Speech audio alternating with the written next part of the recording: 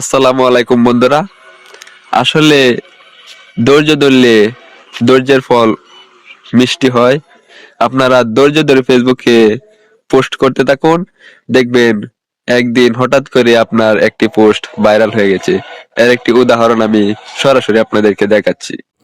বন্ধুরা, একটু ভালো করে লক্ষ্য করে দেখেন, আমার এই পেজটির মধ্যে 8,000 ফলোয়ার। তো নিচের দিকে পোস্ট যদি আমরা স্ক্রল করে দেখি, একটি পোস্টের মধ্যে বেশি লাইক কমেন্ট নেই, 15-16 4-5টা এরকম লাইক কমেন্ট। তো আমি রেগুলার ভিডিও আপলোড করে যাচ্ছি পোস্ট করে যাচ্ছি। হঠাৎ করে দেখতে পাচ্ছেন একটি ভিডিও আমার 30,000 প্লাস ভিউজ হয়েছে, দেখতে পাচ্ছেন।